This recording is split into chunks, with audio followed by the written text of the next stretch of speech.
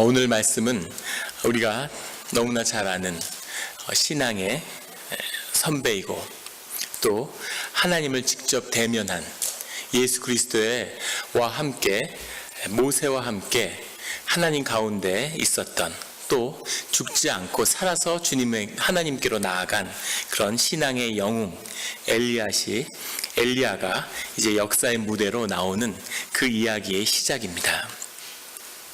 엘리야가 나타나는 이 시기에는 이스라엘의 왕 북왕국 남유다와 북왕국 이스라엘의 아합이라고 하는 왕이 이스라엘을 다스리고 있던 시기죠. 이스라엘의 왕 아합 때 이스라엘은 이 바알을 숭배하는 또 아세라를 숭배하는 그 이방 우상에 대한 숭배가 아주 극에 달해 있던 그 시대입니다.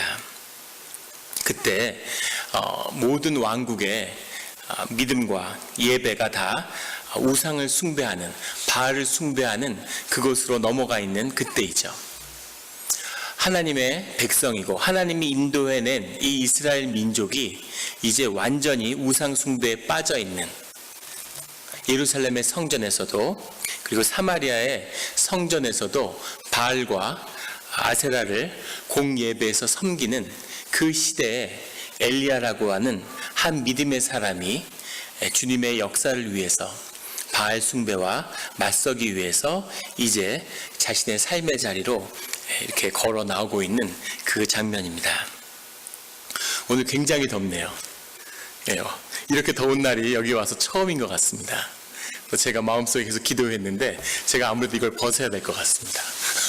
이해해 주시고 이걸 벗고 하겠습니다.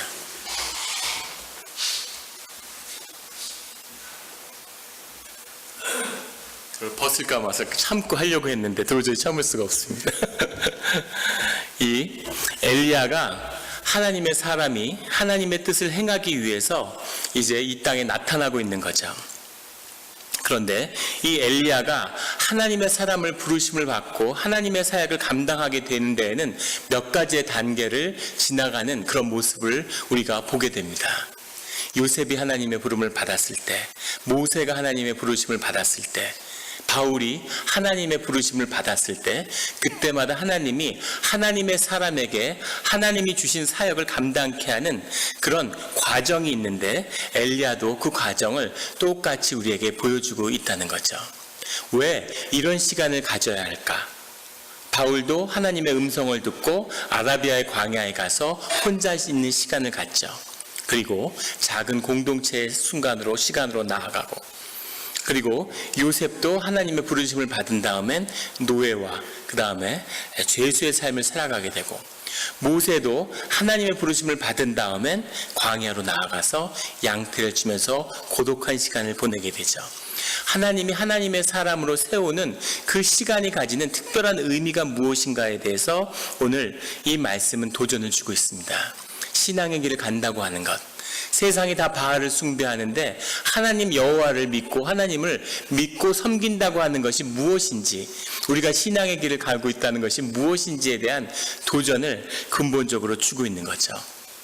가장 오늘 나오는 중요한 것은 바알을 향한 도전입니다. 17절 1절에 보면 17장 길르앗에 우고하는 자 중에 디셉 사람 엘리야가 아합에게 말하되, 디셉이 어디였는지는 정확히 알 수 없고 길르앗에 우고하는 자 중에 엘리야라는 사람이 아합에게 나타난 거죠. 그래서 내가 섬기는 이스라엘의 하나님 여호와께서 살아계심을 두고 맹세하노니, 엘리야는 여호와는 하나님이시라고 하는 그런 뜻이 이 이름 가운데 담겨 있습니다. 그 엘리야가 아합 앞에 서서 하나님을 선포하는데 내 말이 없으면 수년 동안 비도 이슬도 있지 아니하리라 하니라. 몇 년 동안, 정확히는 3년 6개월 동안 비가 오지 않았다고 하죠. 그 기간 동안 내가 말하기 전까지는, 내가 말하지 않으면 수년 동안 비도 이슬도 있지 아니하겠다라고 선포를 하게 됩니다. 이것은 놀랍게도 바알이 바로 비를 내리는 이 다산의 왕이었다고 하는, 다산의 신이었다고 하는 점입니다. 바알이 비를 내리게 하는데 그 바알 숭배가 극에 달해 있는 그 왕국에 나타나서 내가 말하지 않으면 살아계신 여호와를 두고 맹세하는데 앞으로 비도 이슬도 오지 않을 거야. 이렇게 선포하는 거죠. 담대하지만 주님의 사람만이 선포할 수 있는 주님의 말씀입니다. 그 바알과 대적하기 위한 삶의 목표, 신앙의 목표가 바알을 향하고 있다고 하는 것을 그의 사역이 그 시작부터 갈멜산에서 바알의 제사장들과 대결하기 위한 그 준비가 선포된 거죠. 그런데 우리가 놀라운 것은 그 놀라운 세상을 향한 바알 숭배를 향한 이런 선포를 하고 그 다음에 그가 아무도 없는 고독한 곳에 가서 고독한 숨어있는 그런 삶을 지내게 된다는 거죠. 그 의미가 무엇일까? 왜 하나님은 이런 길로 엘리야를 인도하시는 걸까 하는 것이 오늘 우리를 향한 도전입니다. 사람들은 왜 바알 숭배로 빠져들었을까요? 하나님의 이 축복받은 백성이, 이 구속된 백성이, 하나님이 그 수많은 역사를 통해서 계속 주님을 계시했는데 왜 주님의 민족이 바알 숭배로 빠지게 되었을까? 바알은 아세라의 아들이죠. 아세라 신이 하나님과 결혼해서 낳은 자식, 하나님의 아들이 바알이라고 그렇게 숭배되었습니다. 그런데 시간이 지나면서 결국 바알이 하나님이 되었죠. 이 바알이 우리가 알고 있는 바알세굽이라고 하는 사탄의 왕의 이름이 되기도 합니다. 막강한 권세를 가진 우상이면서도 사람들을 움직였던, 왜 여호와의 성전이 바알에 무릎을 꿇었던 것일까? 후기에 오면 예루살렘의 궁전 안에서도 바알의 숭배가 나타나고, 그리고 성경의 기록에도 예루살렘 궁전 안에 바알을 숭배하는 남창과 그런 창기의 숙소가 예루살렘 궁전과 성소 안에 있었다는 그런 기록이 남아 있습니다. 이 바알의 힘이라는 건 왜 이렇게 무시무시한 걸까 하는 거죠. 우리는 얼마나 바알 숭배에서 자유롭습니까? 바알을 숭배한다는 건 풍요와 번영과 자유로움과 그런 것을 이야기해 주는 거죠. 여기 우리 몬트레이 같으면 그렇지 않겠지만 한국의 강남이라고 생각해 보십시오. 젊은 청년을 붙잡고서 클럽에 갈래 아니면 금요 찬양 예배에 갈래 하고 물어보면 어떤 답이 기다리고 있을까요? 그 답 질문 자체가 어리석은 것이겠죠. 늘 왜 바알은 세상에서 승리하는 것일까? 이것이 우리 신앙에 주는 도전입니다. 바알을 숭배하는 이 사상은 정확히 어디서 유래되는지는 알 수 없지만 이 유대의 민족, 이스라엘 민족이 이 가나안 땅에 들어갔을 때 이미 그 가나안 땅에 이 바알을 숭배하는 신앙이 있었다고 합니다. 근데 이 바알의 숭배가 계속 그 힘을 얻는 것은 바알의 숭배를 통해서 사람들이 번영을 맛보았기 때문이죠. 우린 신앙의 눈으로 보기 때문에 이 성경의 기록에서는 이스라엘 왕 아합과 오므리, 그의 아버지 오므리의 시대가 역사상 가장 악한 시대였다라고 이렇게 이야기하고 있지만 세상의 역사가들은 이스라엘 역사 가운데 오므리와 아합의 때가 가장 이스라엘이 번영한 때라고 그렇게 기록하고 있습니다. 솔로몬의 영광을 오히려 넘어섰다고 하죠. 오므리 왕 때는. 성경은 외면하고 있지만 그런 풍요와 번영의 때를 누렸다는 거죠. 도대체 바알이 약속해 주는 것이 무엇이기에 잠깐 살고 찰나적이고 음란하고 퇴폐적이고 하나님이 약속하신 모든 그 축복들을 다 앗아가는데 그럼에도 불구하고 바알에게 묶였던 것일까? 이것이 엘리야가 일생을 두고 대결하게 되는 이 바알 숭배의 내용입니다. 한 대학에 총장이 있는데 대학 총장이 그 지성의 전당 대학에서 대학 교수들 다 모아놓고 교수회의를 주재하고 있었대요. 총장도 큰 학자고 지성인 거죠. 그래서 그 당대 최고의 학자들이 모여서 교수회의를 하는 거죠. 그런데 그 교수회의 중에 호련히 하나님의 천사가 임했답니다. 천사가 나타나서 대학 총장한테 물어보는 거죠. 마치 솔로몬에게 임한 것처럼 네가 원하는 것을 무엇이든지 주겠다. 셀 수 없이 많은 돈을 줄 수도 있고 세상을 움직이는 힘을 줄 수도 있고 세상에 없었던 명예를 줄 수도 있고 그 세상을 분별할 수 있는 지혜를 줄 수도 있다. 원하는 걸 뭐든지 구해라. 이렇게 천사가 이야기하더래요. 그러니까 대학 총장이 잠시의 주저함도 없이 지혜를 달라고 그렇게 구했답니다. 그러니까 교수들이 다 깜짝 놀란 거죠. 역시 총장님은 다르시구나. 세상에 많은 걸 구할 게 많이 있을 것 같은데 지혜를 구하시다니. 그러니까 천사가 그 총장한테 지혜를 받으라고, 너에게 지혜를 주노라. 그리고는 호련히 떠나갔다는 겁니다. 그래서 지혜가 총장에게 임했는데 총장이 심각한 표정으로 가만히 앉아 있는 거죠. 교수들은 너무 궁금한 겁니다. 세상에 없는 지혜를 얻었는데 도대체 그게 뭘까? 그래서 총장님 좀 지혜를 보여주세요. 도대체 어떤 지혜를 받으셨습니까? 그 지혜를 좀 나타내 주세요. 이렇게 아주 강구하는 거죠.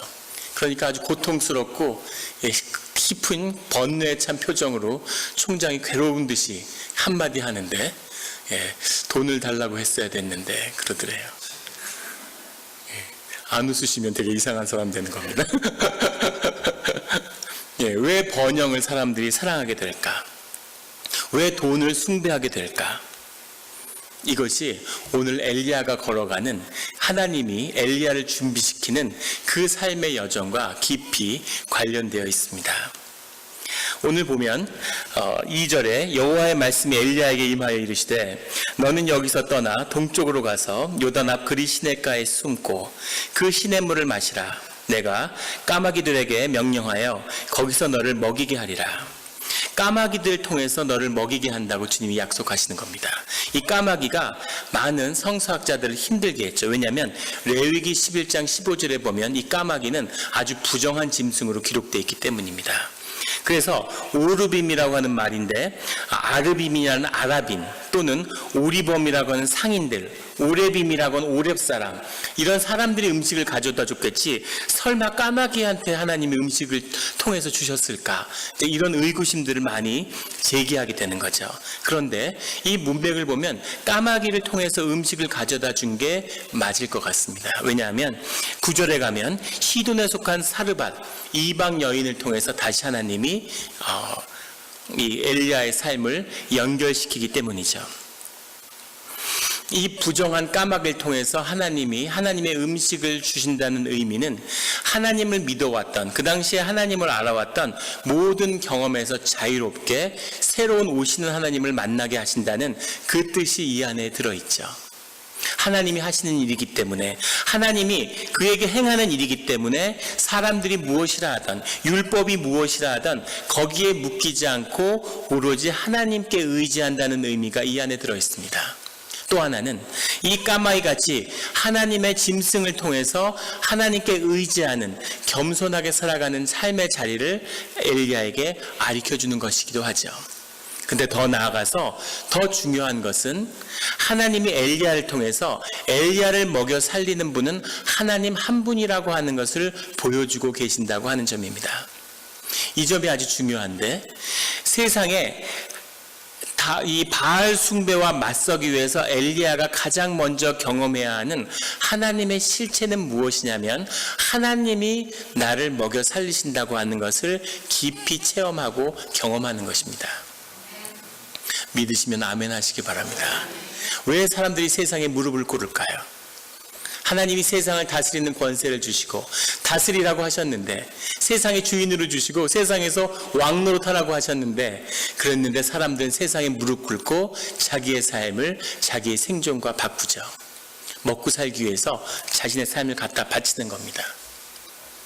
내 몸에 푸른 피가 흘러 이런 정도의 고백이 없이는 삼성에서 먹고 살 수가 없는 거죠. 내 마음에 코카콜라가 흘러 이런 고백이 나를 사로잡지 않으면 코카콜라 회사에서 절대로 살아남을 수 없는 겁니다. 삶에 대한 두려움, 생존에 대한 두려움, 이것이 우리의 목을 비틀고 세상이 우리를 위협하는 무기죠. 어떤 젊은 집사님이, 여자 집사님이 그런 얘기를 해요. 이민자들을 만나보면 이민자들에게 뭔가 알 수 없는 촌스러움과 천박함 같은 게 있다는 겁니다.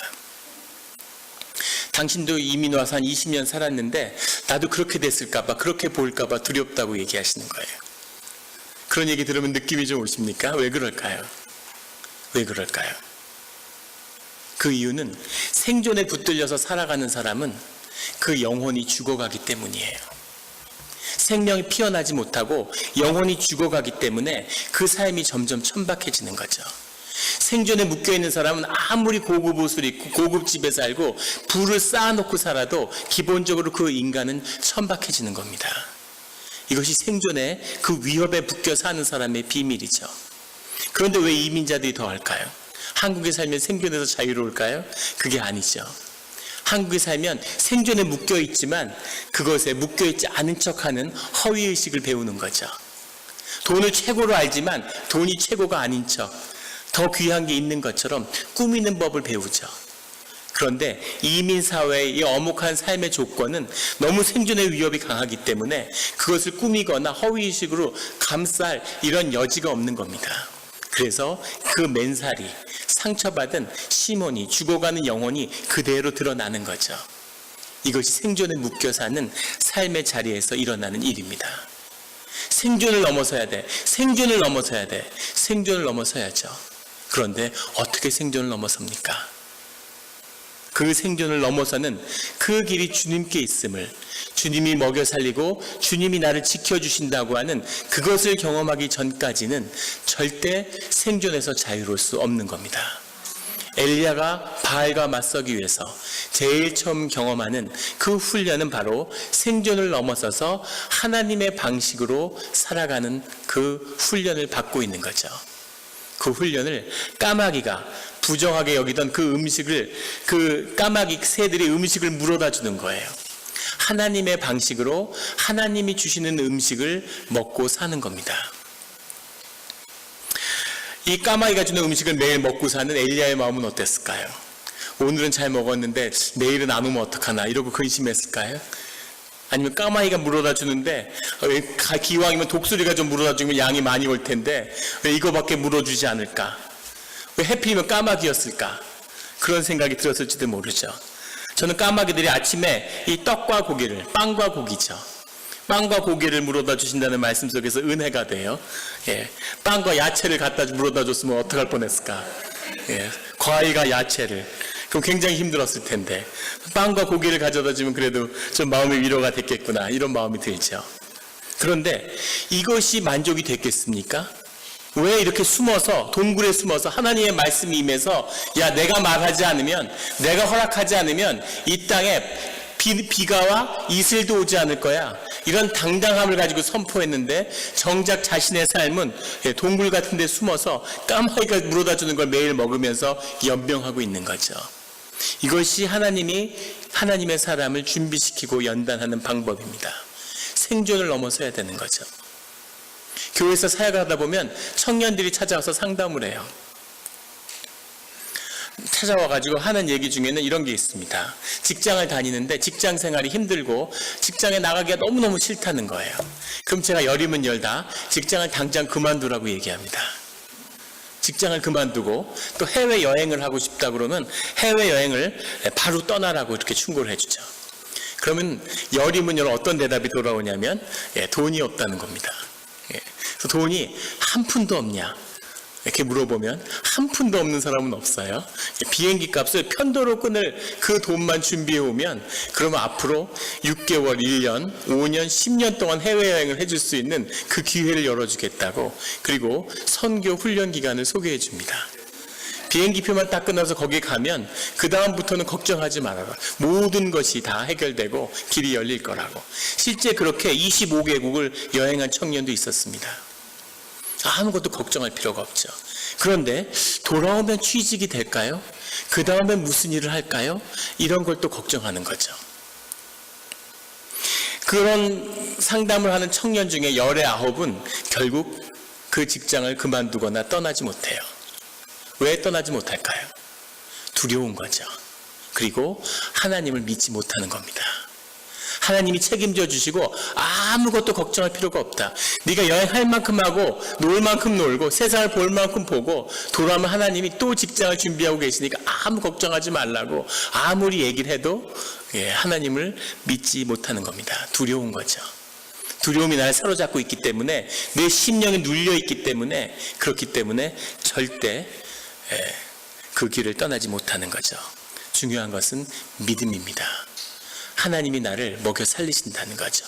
내 자녀도 먹여 살리신다는 거죠. 내 미래를 보장하고 계시다는 거죠. 늘 자신 있게 이런 고백을 드릴 수 있는 건 제가 2011년에 미국에 와서 집사람의 암투병을 하면서 5년 넘게 아무 소득이 없었습니다. 그런데 죽지 않았어요. 살아남았습니다. 수많은 병원의 고지서와 수많은 고지서들이 정말 새떼처럼 몰려왔는데 다 냈습니다. 그리고 아이들도 학교 잘 다니고 잘 먹고 살았어요. 아주 잘 먹고 살았습니다. 쌓아놓은 건 없죠. 내일을 위해서, 미래를 위해서 쌓을 건 아무것도 없었지만 하지만 하루하루 그때그때 충실하게 잘 살았습니다. 하나님이 보이지 않는 손을 통해서 정말 까마귀처럼 알 수 없는 곳을 통해서도 이렇게 채워주시고, 이런 모양 저런 모양으로 채워주시고, 교회들을 통해 채워주시고, 캐나다에 있는 분이 책을 보내주시고, 알 수 없었던 분이, 미국 사람이 심지어 교회를 다니지 않는 분을 통해서 도움을 받고, 하나님이 계시지 않는다면 누구도 할 수 없는, 내가 나를 먹여 살려야지, 내 자식 내가 책임져야지, 그러면 길이 없는 거죠. 평생을 수고로 일해도 허무함밖에 남는 것이 없는, 생존의 두려움에 떨어서 생존을 넘어서는데 일생을 보냈는데 생존을 넘어서고 나면 삶의 허무함밖에 없는, 다 먹고 사는데 왜 나는 먹고 살려고 그렇게 아둥바둥 살았을까? 그런 고백과 회한밖에 남지 않는 그 삶에서 주님을 붙잡는 길은 주님을 선택하는 거죠. 그 어떤 선언도, 그 어떠한 고백도 필요 없는 주님만을 의지할 때 주님의 방식으로 먹여 살리신다는 걸 경험하는 겁니다. 생존을 넘어서서 삶의 존귀함을 회복하는 성도님들, 삶의 능력이 나타나는 성도님들이 되시기를 예수 그리스도의 이름으로 축원합니다. 겸손하게 주님 안에서 주님의 방식으로 먹는 거죠. 내가 원하는 것을 먹는 건 아니지만 주님이 주시는 그 은혜 속에서 그 은혜로 살아가는 것을 배우는 겁니다. 그 동굴에서 까마귀가 주는 떡과 고기를 먹는데 비가 내리지 않자 시내가 마르는 겁니다. 그러니까 오늘 8절에 가면 여호와의 말씀이 엘리야에게 다시 임하여 이르시되 너는 일어나 시돈에 속한 사르밧으로 가서 거기 머물라. 내가 그곳 과부에게 명령하여 내게 음식을 주게 하였느니라. 이미 모든 것이 준비됐으니까 사르밧으로 가라, 이렇게 이야기하는 거죠. 그런데 놀랍게도 시돈에 속한 이 아합의 왕국을 바알 숭배로 물들여버린 이세벨의 고향이고 본고지인 시돈 땅에, 그것도 사르밧이라고 하는 건 염색의 도시, 지중해에 속한 무역의 도시고 바알 숭배가 아주 극에 달한 그 도시의 본고장으로 숨으라고 얘기하는 거죠. 사실 누가 봐도 이 엘리야가 사르밧에 숨어 있을 거라고는 아마 상상도 하지 못했을 거예요. 시돈 땅에 가 있을 거라고. 그런데 나중에 예수님이 이 시돈 땅에서 엘리야를 만난 과부의 얘기를 구원과 믿음에 관한 이야기로 언급하시죠. 놀라운 역사가 이 안에 일어나고 있는 겁니다. 거기에 가서 과부에게 명령하여 내게 음식을 주게 하겠다. 그리고 10절에 그가 일어나 사르밧으로 가서 성문에 이를 때 한 과부가 그곳에서 나뭇가지를 줍는지라.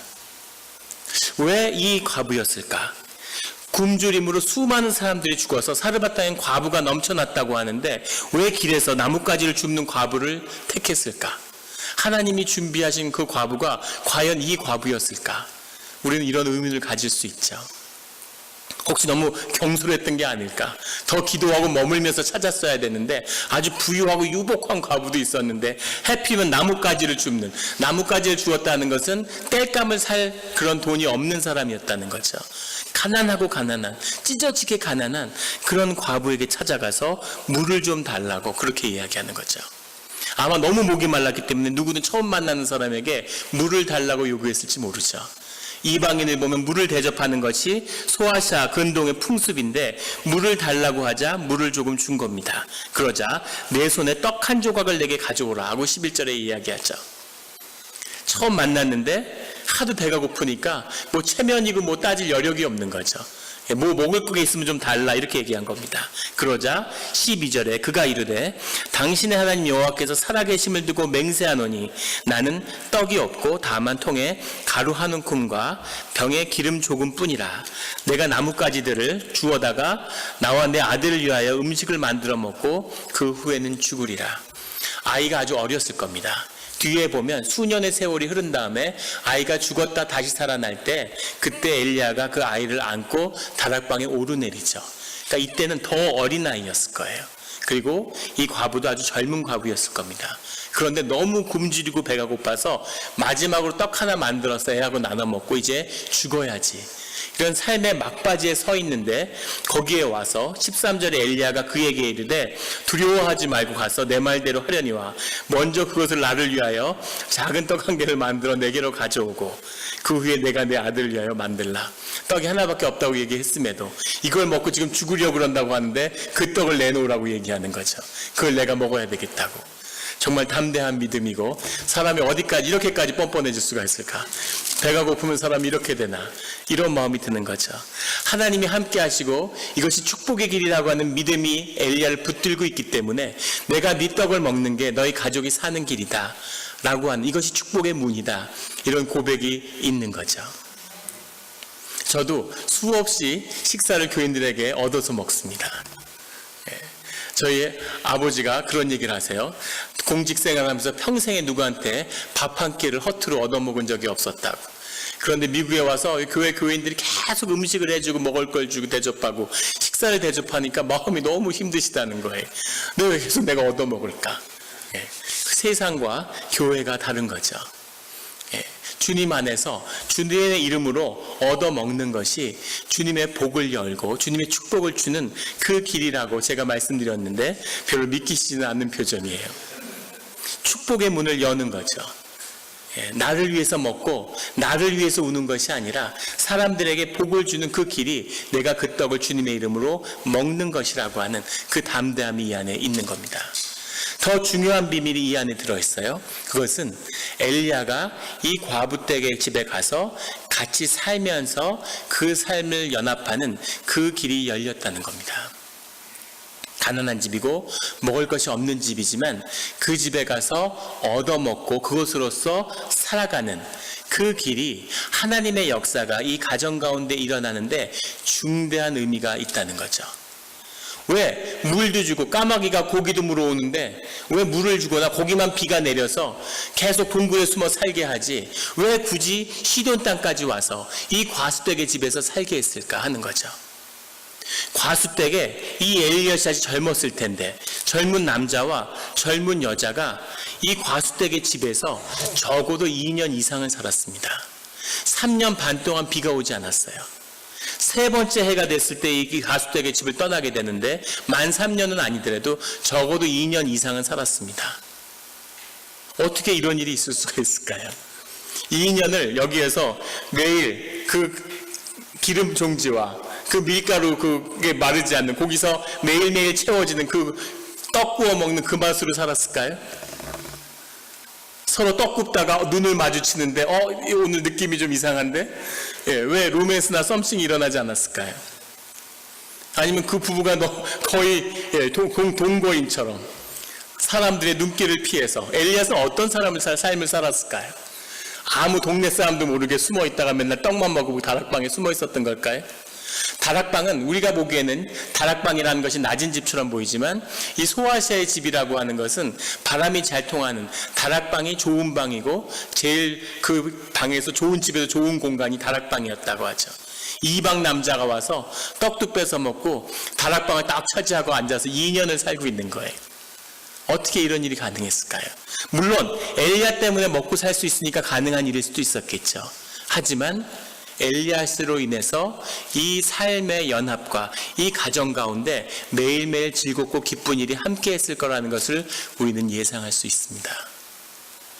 그게 아니고 먹는 것에 생존하는 것이 기뻐서 하루하루 사는 거였다면 아마 6개월도 안 해서 미쳐버렸겠죠. 길에 뛰어나가서 나 여기 숨어 있었다 이러고 고래고래 소리를 지르면서 동네를 뛰어다녔을지도 모르죠. 이 삶에는 비밀이 숨어 있어요. 하나님이 아담을 만들었는데 아담을 보고 뭐라고 말씀하시냐면 혼자 있는 것이 선하지 못하다. 혼자 있는 것이 선하지 못하다. 그리고 짝을 만들어줬죠. 그런데 같이 있으라고, 같이 함께하라고 짝을 만들어줬는데, 그런데 이브가 뱀에게 유혹을 당하고 있는 동안 그 옆에 아담은 없었습니다. 예수 그리스도가 우리께 와서 하나님이 우리와 함께 해주셨죠. 우리와 함께하고 우리와 왜 함께하는 것이 중요한 것인지를 말씀해 주셨습니다. 끝까지 우리와 함께 해주셨죠. 함께하는 것을 우리에게 알려주셨는데 함께한다는 것의 비밀이 크기 때문입니다. 삶의 비밀이라고 하는 것은 함께하는 것의 비밀이죠. 세상의 힘은 무엇이냐면 함께하지 않는 데 있습니다. 우리의 육은, 우리의 삶의 모든 어려움은 영원한 우리의 심령이, 우리의 영혼이 일시적인, 잠시 사는 우리의 육체에 묶여 있다고 하는 것. 이것이 우리 삶의 모든 어려움의 시작이죠. 육에 속하면 속할수록 우리의 뇌는 넌 혼자야. 너는 세상을 다 이해하고 있어. 뇌는 우리를 계속 속이죠. 뇌는 우리에게 세상을 우리 멋대로 해석하도록 합니다. 절대 있는 현실을 그대로 보게 하지 않죠. 우리가 실제로 믿는 것, 내 두 눈으로 확인했어. 내 두 눈으로 확인했다는 게 무슨 뜻이죠? 내 뇌 속의 전기 신호가 그렇게 작동하는 걸 내가 확인했어. 그 뜻이죠. 항상 우리는 육에 속할수록, 우리의 몸에 속할수록 너는 너 혼자야. 이 메시지를 계속해서 받는 거죠. 영은 우리가 심령에 속할수록 점점 더 유대하고 하나가 되고 연결되려고 하고, 우리가 육에 속하면 육에 속할수록 점점 더 외로워지고 혼자 되고 따로 되는 겁니다. 세상은 우리에게 네가 남을 이겨야 된다고 그렇게 이야기해 주죠. 승리해야 돼, 이겨야 돼, 성공해야 돼. 이집트에 거대한 피라밋을 만들었죠. 그런데 세상 어디에나 피라밋은 만들어졌습니다.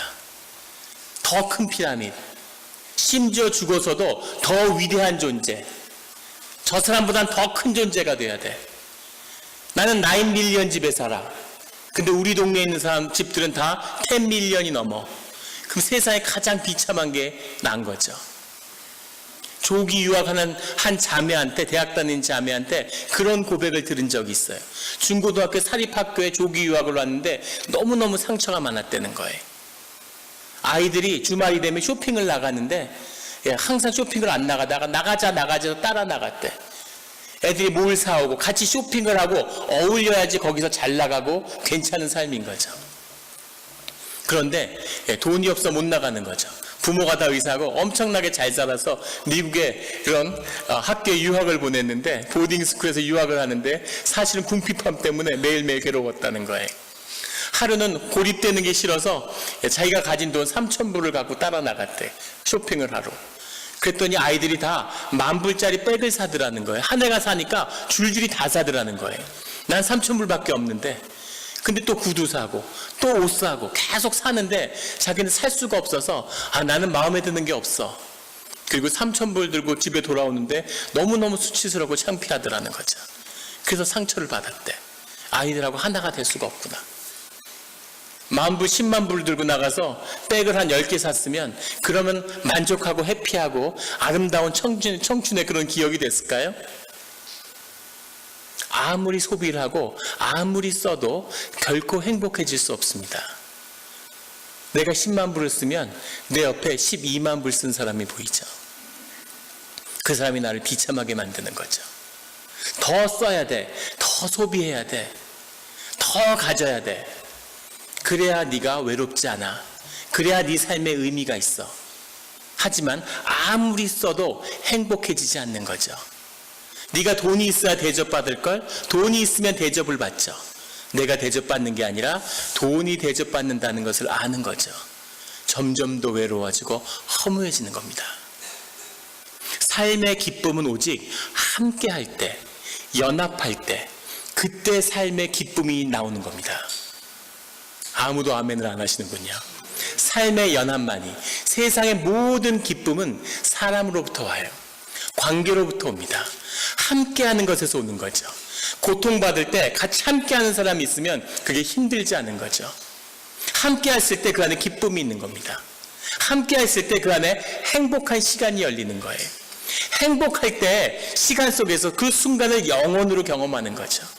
영이 결합해서 영이 살아나고 심령 가운데 영혼 가운데 하나가 될 때 우리가 영생을 사는구나, 이것이 영생이구나 하는 것을 경험하는 거죠.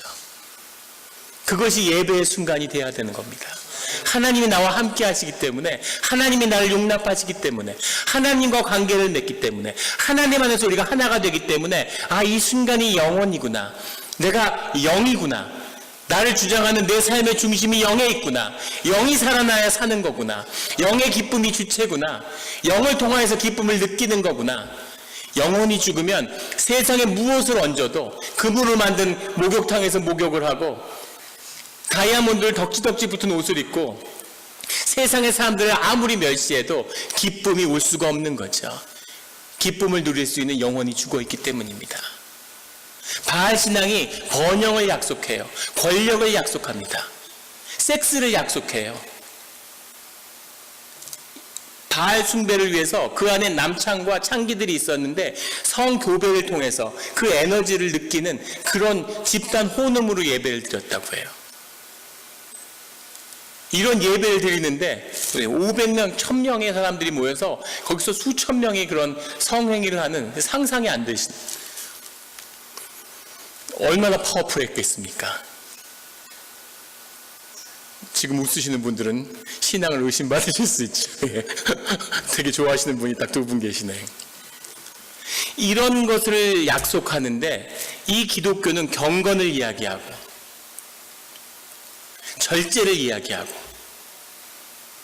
양보를 이야기하고 지라고 얘기하고, 어떻게 여호와를 택하겠습니까? 바알을 택하지. 그런데 바알을 숭배하는 그곳에는 결국은 아무 소망과 아무런 미래와 아무런 구원이 없다는 거죠. 죽어서 없는 것이 아니라 살아서도 없다는 겁니다. 삶이 순간이라고 하는 것을 견딜 수 없기 때문에 점점 더 그곳에 빠져드는 거죠. 삶을 가치 있게 만들기 위해서.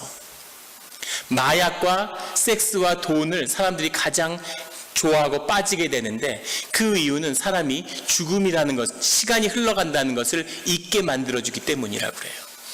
마약을 하면 순간적으로 영혼을 경험하고, 권력이나 부를 경험하면 삶이 영원할 것 같은 그런 착각에 빠져든다는 거죠. 그런데 그 착각이 삶을 완전히 파괴시켜버린다는 겁니다. 사람이 왜 마약을 좋아하겠어요? 우리 몸 안에 마약이 있기 때문이죠.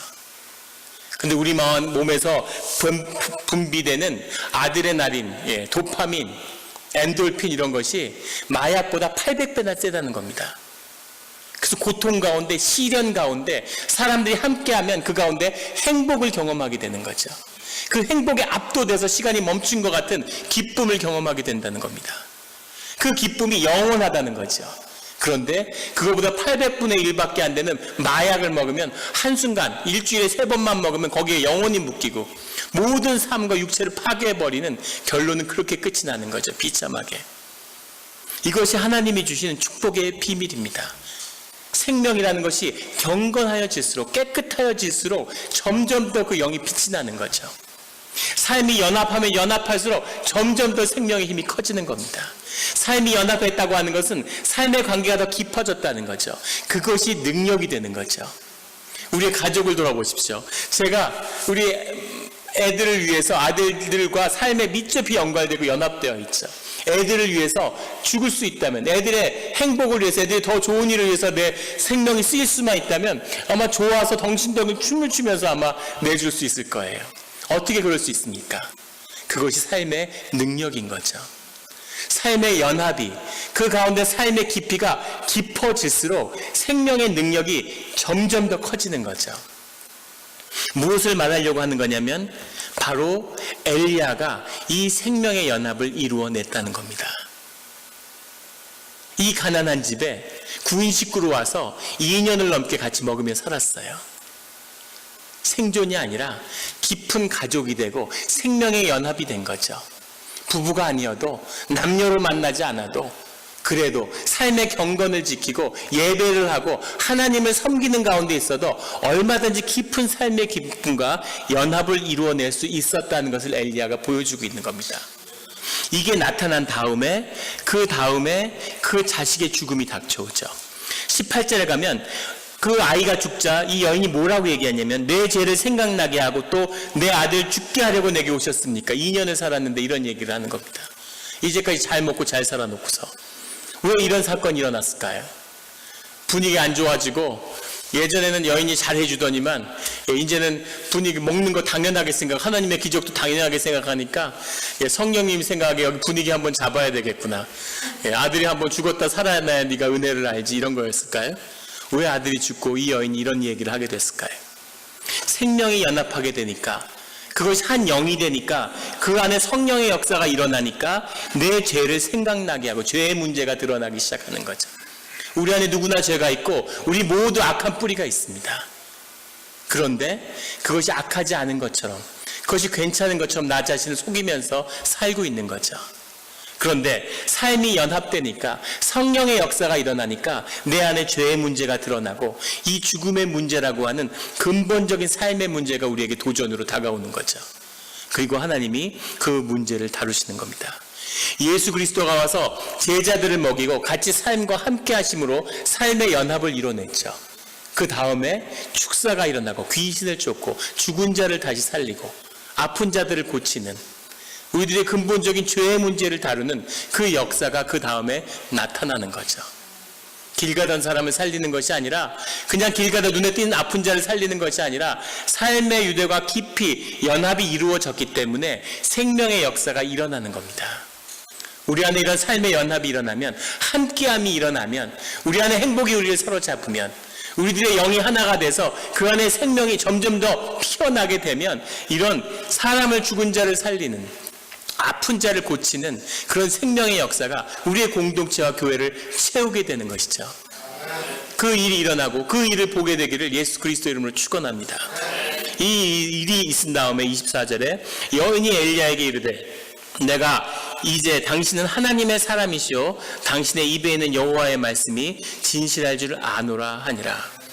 이제 그 말씀이, 이제까지 2년 동안 수도 없이 하나님 얘기를 했는데 이제 하나님의 말씀이 살아있는 말씀이 돼서 이 시돈의 여인을, 이 이방 종교에 있던 여인을, 바알 숭배의 중심에 있었던 여인을, 세상에 저주받은 여인을, 세상의 눈으로 보기에는 아무것도 희망이 없는 여인을, 종교의 기준으로 봐선 구원을 받을 여지가 없는 이 여인을, 세상에 가장 불행하고 가장 비참한 처지에 있을 것 같은 이 여인이 하나님의 말씀에 사로잡혀서 하나님의 사람으로 거듭나게 되는 것이죠. 엘리야를 통해서 하나님의 역사가 이루어지는 겁니다.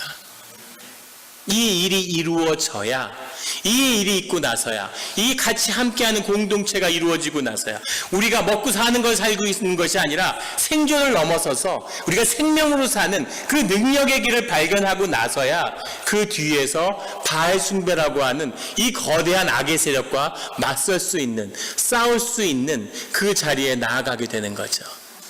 이제 돈에 묶이지 않고, 돈을 두려워하지 않고, 돈을 가지고 있다고 돈의 권세에 묶여서 그렇게 인색해지고 돈의 지배를 받으며 사는 그런 존재가 아니라 이제 세상에 맞서서 세상을 이기고 세상을 다스릴 수 있는 자로 하나님의 역사가 일어날 수 있는 그 자리로 엘리야가 서게 되는 것입니다. 그 역사를 이뤄내는 우리의 삶의 길이 되기를. 내가 사는 것, 엘리야의 삶에 무엇이 있어요? 까마귀한테 밥 얻어먹고, 그리고 이 과부의 여인에게 떡 얻어먹으면서 사는, 어떻게 보면 정말 비참하게 짝이었고 한없이 쓸모없는 삶, 시간과 시간을 낭비하는 삶 같은 이 삶을 통해서 하나님이 그 삶을, 세상의 방식과는 완전히 다른 삶의 길을, 세상이 주는 축복과는 완전히 다른 정말 본질적이고 진실한 삶의 길을 우리에게 증거하고 계시는 거죠. 이것이 진실한 삶이고 이것이 능력의 삶입니다. 우리가 진실하게 주님 앞에 선다면 세상의 어떤 거짓도, 세상의 어떤 능력도 우리의 삶을 사로잡을 수 없는 줄 믿습니다. 능력의 자녀들이, 바알을 이기는, 이 땅에서 이토록 고생했는데 생존에 묶여서 하나님께 가는 그 순간까지도 세상의 종로로 타다가 이 귀한 삶의 선물을 낭비하는 그런 자들이 아니라 세상을 다스리는, 생명의 신비를 경험하는, 교회의 능력을 세상에 보여주는, 세상을 다스리는 그 권세를 선포하는 그런 공동체와 우리 교회가 되기를 예수 그리스도의 이름으로 축원합니다. 사랑의 능력을 체험하는, 함께하는, 막힌 담이 허물어지며 영이 일어나는 그 역사가 우리 교회 가운데 우리 심령을 사로잡게 될 예수 그리스도의 이름으로 축원합니다.